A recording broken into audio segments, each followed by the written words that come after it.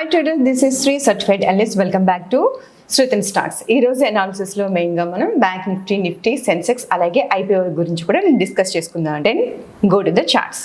ముందుగా మనం చూసుకుంటే బ్యాంక్ నిఫ్టీ 51,962 దగ్గర క్లోజ్ అయిందండి. 131 పాయింట్స్ నష్టానికి మనకి ఎక్కడ క్లోజ్ అయినట్టు మనం చూడొచ్చు.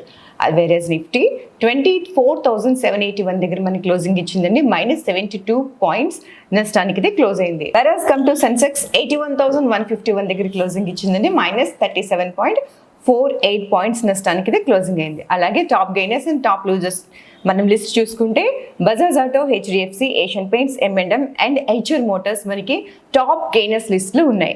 అలాగే టాప్ లూజర్స్ చూసుకుంటే Tata Consumer, Kotak Bank, Bajaj Finserv, BPAL అలాగే ఇండస్ బ్యాంక్ మనకి టాప్ లూజర్స్ లిస్టులో మనకు ఉన్నాయని మనం చెప్పుకోవచ్చు.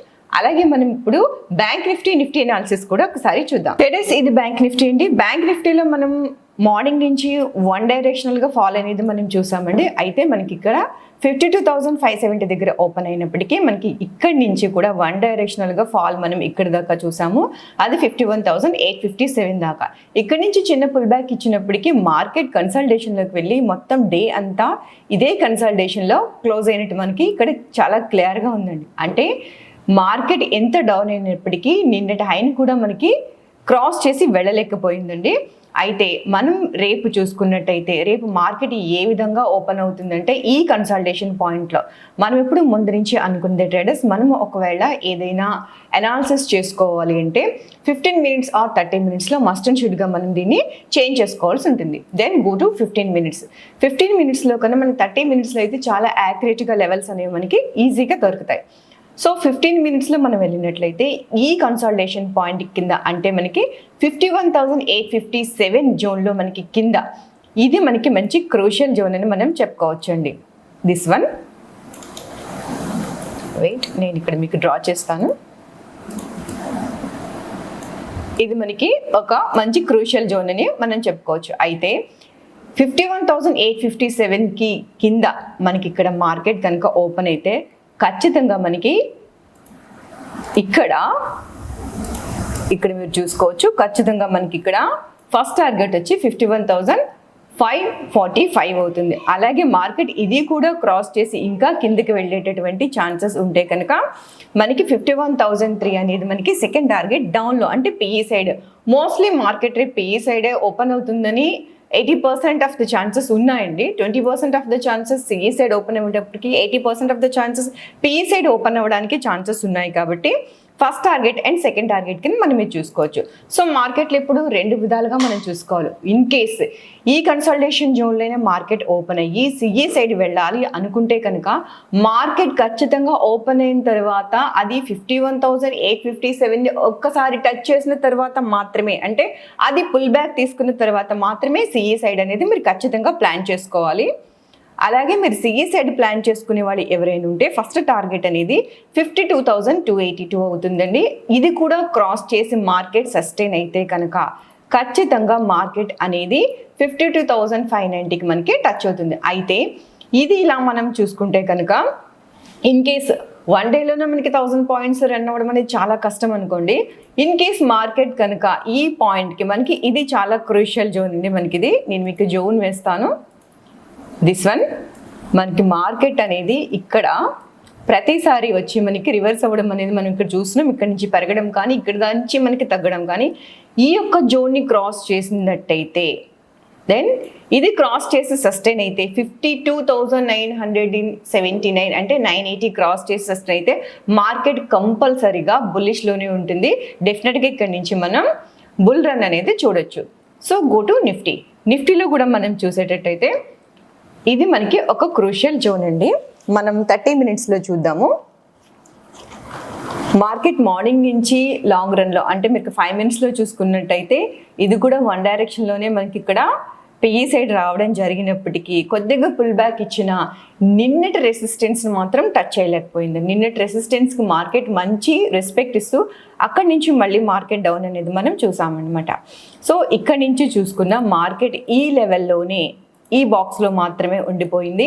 నిఫ్టీ కూడా రేపు మార్కెట్లో 24,730కి కింద కానీ లేదు ఈ జోన్లో కానీ మార్కెట్ మీకు ఓపెన్ అయినట్టయితే మనకి 30 మినిట్స్లోకి వెళ్ళినట్టయితే మనకి ఈజీగా లెవెల్స్ అనేవి మనం గ్రాప్ చేసుకోవచ్చు అండి.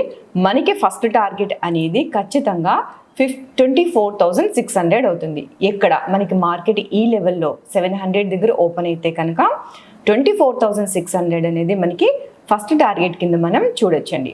సో దాన్ని కూడా మనకి దాటి ఇంకా డౌన్కి వచ్చే ఛాన్సెస్ ఉంటే కనుక 24,442 అనేది మనకి పిఈ సైడ్ మాత్రమే ఛాన్సెస్ ఉన్నాయండి. అట్లాగే మార్కెట్ ఈ లెవెల్లోనే సేమ్ ఇక్కడే మనకి కొద్దిగా గ్యాప్ అప్ ఇచ్చి ఓపెన్ అయితే కనుక 24,800 దగ్గర, సో 24,750, 24,800 ఇన్ బిట్వీన్లో మీకు మార్కెట్ గ్యాప్ అప్ కొంచెం ఇచ్చి ఓపెన్ అయితే కనుక మీకు ఫస్ట్ టార్గెట్ అనేది 24,888 అవుతుంది. అట్లాగే సెకండ్ టార్గెట్ అనేది మీకు 25,038 అవుతుంది. సో సిఈ సైడ్ ఎప్పుడు ప్లాన్ చేసుకున్నా సరే మీకు కొద్దిగా పుల్ బ్యాక్ ఇచ్చిన తర్వాత మాత్రమే సిఈ సైడ్ అనేది ప్లాన్ చేసుకోండి. మార్కెట్ ఓపెన్ అయిన వెంటనే కూడా మీరు 15 మినిట్స్ క్యాండిల్ని ఫాలో త్రూ అవుతూ సిఈ సైడ్ ప్లాన్ చేసుకోవడం అనేది చాలా బెటర్. సెన్సెక్స్ మనకి ఎల్ఎస్బిలో చూసుకుందామండి. ఎల్ఎస్బిలో చూసుకున్నైతే 15 మినిట్స్లో మనం దీన్ని అనాలిసిస్ చేసుకుందాం. మార్నింగ్ నుంచి ఓపెన్ అయిన దగ్గర నుంచి మనకి 3 క్యాండిల్స్ 15 మినిట్స్లో మనకి పిఈ సైడ్ ఉన్నప్పటికీ కొద్దిగా పుల్ బ్యాక్ ఇచ్చింది, కానీ సస్టైన్ అవ్వలేకపోయిందండి. మార్కెట్ మళ్ళీ రివర్స్ అయ్యి సేమ్ మనకి ఎక్కడి వరకు అయితే డ్రాప్ అయిందో అక్కడ దాకా మళ్ళీ మనకి డ్రాప్ అవ్వడం అనేది జరిగింది. సో మార్కెట్ ఇదే లెవెల్లో మనకి వస్తే కనుక మీరు చూడొచ్చు, ఈ లెవెల్లో అంటే 81,600 దగ్గర మనకి ఓపెన్ అయ్యి, అంటే మార్కెట్ 80% మనకి గ్యాప్ డౌన్ అవ్వడానికి ఛాన్సెస్ ఉన్నాయి. సో 81,000 దగ్గర మనకి ఓపెన్ అయితే కనుక మీకు ఫస్ట్ టార్గెట్ వచ్చి మీకు 80,568 అవుతుందండి. అట్లాగే మీరు ఎప్పుడు కూడా 30 మినిట్స్ అండ్ 15 మినిట్స్లో చూసుకున్నప్పటికే మనకి యాక్యురేట్గా లెవెల్స్ అనేవి ఖచ్చితంగా దొరుకుతూ ఉంటాయండి. లేదంటే మనం లెవెల్స్ డ్రా చేసుకున్నప్పటికీ కొద్దిగా కష్టం అని చెప్పొచ్చు. ఇది క్రాస్ చేసినప్పుడు మీరు సెకండ్ టార్గెట్ కోసం ట్రయల్ చేసుకుంటూ వెళ్ళొచ్చు. లేదు ఈ ఏరియా నుంచి 81,150 టు 81,200 ఇన్ బిట్వీన్లో మీకు ఓపెన్ అయితే కనుక మనకి ఫస్ట్ టార్గెట్ వచ్చి సిఈ సైడ్ అండి. నేను చెప్పేది సిఈ సైడ్ అనేది మీకు ఇక్కడ మేజర్ రెసిస్టెన్స్ కింద ఉందండి. ఈ పాయింట్ అనేది మనకి మేజర్ రెసిస్టెన్స్ కింద యాక్ట్ చేస్తుంది. దెన్ ఇది కూడా మనకి బిగ్ బార్ క్యాండిల్తో మాత్రమే క్రాస్ అయ్యి వెళ్తే, అంటే మనకి 81,700ని క్రాస్ అయిన క్యాండిల్ చాలా బిగ్ బార్ క్యాండిల్ అయి ఉండాలండి. చిన్న చిన్న క్యాండిల్స్ కాకుండా ఒకే క్యాండిల్లో మనకి క్రాస్ అయి వెళ్తే కనుక ఖచ్చితంగా ఇది మనకి సెకండ్ టార్గెట్ అనేది 52,332 మనకి ఇక్కడ చూసుకోవచ్చండి. ఇది మనకి మార్కెట్లో ఉన్నటువంటి అనాలిసిస్. ఇంకొక ఐపీఓ గురించి కూడా మనం మాట్లాడుకుందామండి. వారీ ఇంజనీర్స్ ఐపీఓ మనకి చాలా ప్రెస్టీజియస్గా, మనం సోలార్ ఎనర్జీ పోర్టల్స్లో మనం చూసుకుంటే చాలా ప్రెస్టీజియస్గా ఉన్నటువంటి ఐపీఓ అని మనం చెప్పొచ్చు. ఈ ఐపీఓ కూడా మనకి 13 GB కెపాసిటీతో ఉన్నటువంటి ఈ ఐపీఓకి సూరత్లోని మనకి ఎస్టాబ్లిష్ చేయడం అనేది జరుగుతుంది. అలాగే దీని డేట్స్ అండ్ డీటెయిల్స్ కూడా మనం చూద్దాం. ఇక్కడ మీరు చూసినట్టయితే ఐపీఓ డేట్స్ మనకి 21 నుంచి 23 అక్టోబర్లో ఇచ్చారు.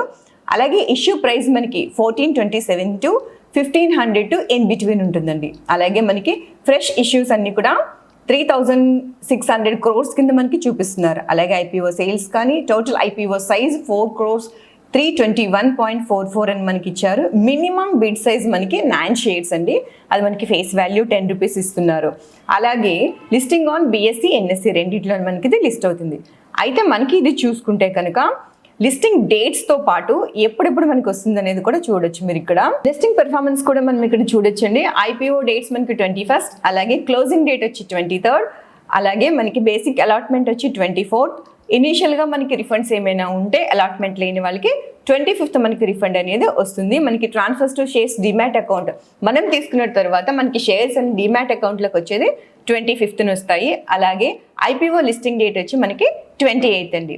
సో ఇది చాలా ప్రెస్టీజియస్ ఇష్యూ కాబట్టి ఈ ఐపీఓలో పార్టిసిపేట్ చేయాలని మేము కోరుకుంటున్నాం. చాలా మందికి ఐపీఓలోని అప్లై చేస్తున్నారు, రావట్లేదు అని చాలా మంది మెసేజెస్ చేస్తున్నారు. ఐపీఓలో ఎలా అప్లై చేయాలి, మనం ఏ విధంగా అప్లై చేస్తే మనకు వస్తాయి అనేది కూడా ఒక డీటెయిల్ వీడియోలో మనం చూద్దాం. ఛానల్ సబ్స్క్రైబ్ చేసుకోండి మోర్ డీటెయిల్ ఇన్ఫర్మేషన్ కోసం. Thank you so much.